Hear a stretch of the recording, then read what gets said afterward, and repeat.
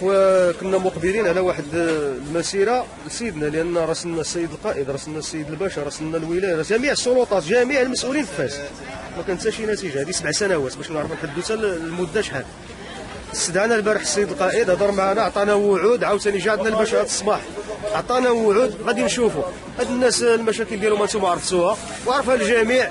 الا هو كان شي حل راه غادي يكون، ما كانش راه حنا مقبلين على بزاف د الحوايج اللي ما نعرف كاع فين نوصلوا. المهم حنا نسيدنا كاع. كحلول اللي قدم لكم السيد الباشا شنو مثل الحل؟ قال لك سيدي حتى كالروسه ما غتبقى هذا، وهذا الشيء كله غادي يخضع لواحد النظام، وكاين برنامج وطني وكذا وكذا، وغادي نتعاونوا معاك فيه. حنا كنستناو، نتمناو على الله الخير. شكرا. السلام عليكم. خويا حنا تجمعنا مع السيد الباشا الصباح البارح، عيط لنا هو قال لنا ما غادي يمكن لكم ديروا مسيره دابا الله يرحم الوالدين. عطانا وعود، جلس معنا الصباح هذا، جلس معنا البارح، قال لك اسيدي صافي الامور الجديده غتحل بالشكل النهائي ان شاء الله الرحمن الرحيم. كانوا غيديروا لنا واحد السوق هنايا، السوق ديال السوق غادي يديروا واحد السوق نموذجي هنايا مع جنبنا. حنا عندنا 200 خضار هنايا، وإلا جاب لنا هنايا عاوتاني 100 خضار وما شي حاجه، والسعاده كتكون واحد وبعض الناس قليله وفيها وخمسه الاسواق، ونزيدوا جوج سواق اخرين هي 7.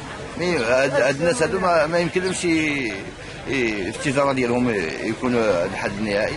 ولكن دابا الله يرحم الوالدين عطانا وعود بان هاد السويقه هذه غيكونوا فيها غير الناس ديال الفراشه، ما غيكونوش الناس الخضاره، حيت ما يمكنش عندنا 200 خضار هنا ويزيدونا 100 خضار اخرى ولا شي حاجه، ما يمكنش هادشي هذا.